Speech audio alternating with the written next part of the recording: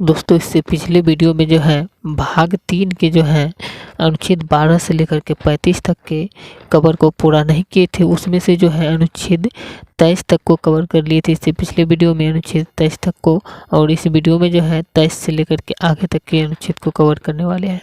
अनुच्छेद 24 से इस वीडियो में कवर करते हैं।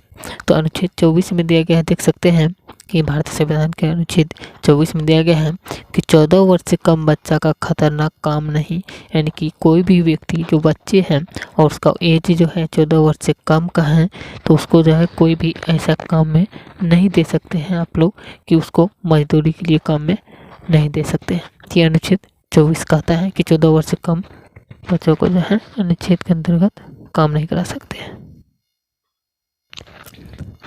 फिर जो इसी के साथ साथ जो है अनुच्छेद 25 कहता है कि अंतःकरण, धार्मिक स्वतंत्रता, सिखों को कृपान धारण करने का अधिकार, यानी कि अनुच्छेद 25 कहता है, यानी इतना महत्वपूर्ण है ये भी, ये कहता है कि अभी अंतःकरण कोई भी आप कर सकते हैं और धार्मिक स्वतंत्रता है आपको, आप अपने धर्म के अनुसार जो जिस धर्म में जो चीज़ किया जाता है उसको आपको करने की स्वतंत्रता है, और सिख को जो है कृपान धारण करने की अधिकार है। ये सब जो है अधिकार दिया गया है। कोई भी धर्म हो, चाहे उस जो भी धर्म हो, उसको जो अपने अधिकार जो है मिला है उसको अपने धर्म के अनुसार काम करने के, जो उसके धर्म में काम किया जाता है, जिस तरह से कपड़े का पहना होता है, जिस तरह से उसका संस्कार होता है, वो सब कर सकते हैं अनुच्छेद 25 के अंतर्गत। इसके बाद अनुच्छेद 26 आता है। अनुच्छेद 26 में दिया गया है कि धार्मिक कार्यों के प्रतिबंध की स्वतंत्रता, कोई भी धार्मिक कार्य अगर करते हैं उस पर जो है प्रतिबंध की स्वतंत्रता है। आप लोगों को जो है कोई भी उस पर प्रतिबंध नहीं लगाया जाएगा, आप लोगों की स्वतंत्रता है।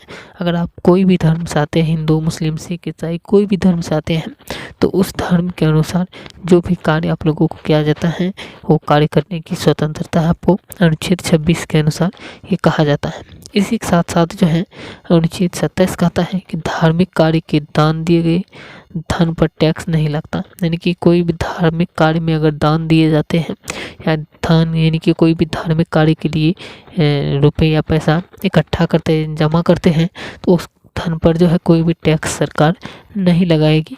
ये अधिकार दिया गया है अनुच्छेद 27 के तहत। जैसे मंदिर सब में कोई भी रुपया जो है ये जमा करते हैं, उस पर जो टैक्स नहीं लगेगा, ये जो है अनुच्छेद 27 में कहा गया है। इसके बाद आता है अनुच्छेद 28। अनुच्छेद 28 कहता है सरकारी धन से चल रहे संस्थान में धार्मिक शिक्षा नहीं दी जाएगी।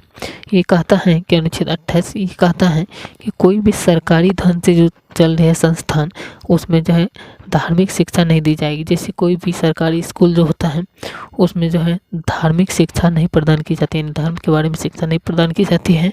उसमें जो है यानी कि ये नहीं बताया जाता है कि किस धर्म, यानी कि सभी के धर्म जो है इसके लिए अलग अलग की शिक्षा नहीं दी जाती है। सभी को जो है समान अधिकार और समान शिक्षा दिया जाता है धर्म के अनुसार जो है ये अनुच्छेद 28 कहता है।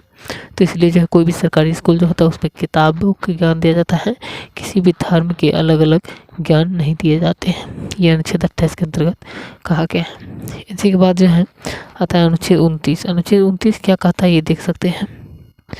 अनुच्छेद 29 कहता है कि अल्पसंख्यक की रक्षा, शिक्षा, संस्कृति, ये जो है अनुच्छेद 29 के अंतर्गत आता है।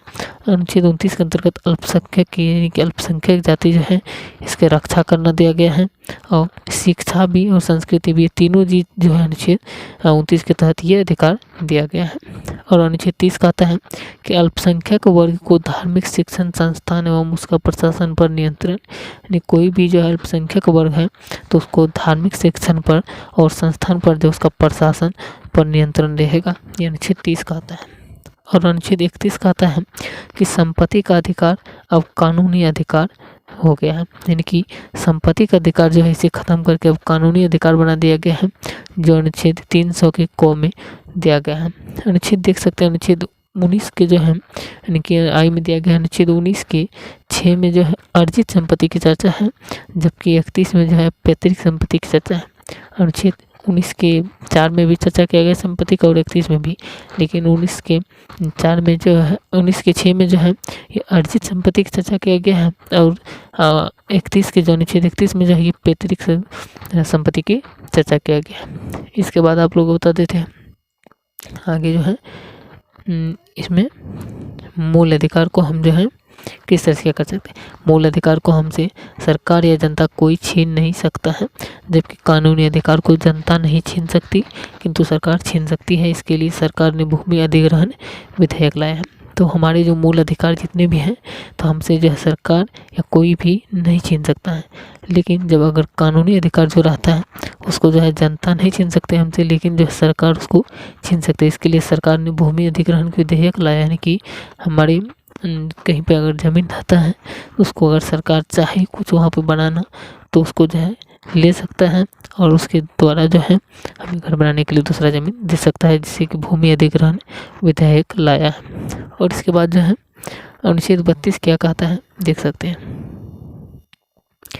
अनुच्छेद 32 कहता है कि संवैधानिक उपचार, यानी कि संविधान की आत्मा कहा जाता है अनुच्छेद 32 को, संवैधानिक उपचार को। और ये 5 प्रकार के रीट हैं। 5 प्रकार के रीट क्या सब है देख सकते हैं।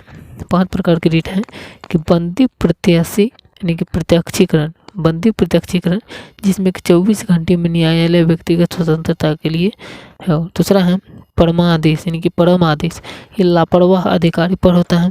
और तीसरा है अधिकार परीक्ष, यानी कि आपका क्या प्राधिकार है ये दिया गया है 3 में। और चौथा है प्रतिषेध, यानी कि न्यायालय की कार्यवाही को रोकना, ये कहलाता है प्रतिषेध।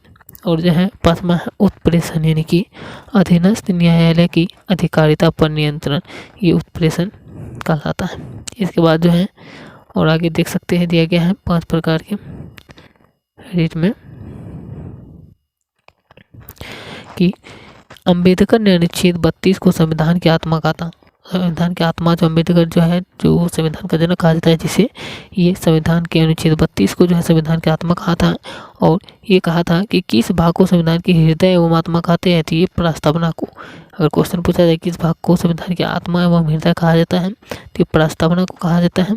और ये 5 प्रकार के रीट को अनुच्छेद 226 के तहत हाई कोर्ट भी जारी कर सकता है। तो यानी कि हाई कोर्ट जो है ये भी जारी कर सकता है 226 अनुच्छेद के तहत ये 5 प्रकार के रीट को। अब नेक्स्ट वीडियो में अनुच्छेद 33 से आगे क्वेश्चन कवर करने वाले। अगर वीडियो अच्छी लगी है तो वीडियो जरूर लाइक शेयर करें और चैनल को भी सब्सक्राइब जरूर करें। मिलते हैं नेक्स्ट वीडियो में। जय हिंद।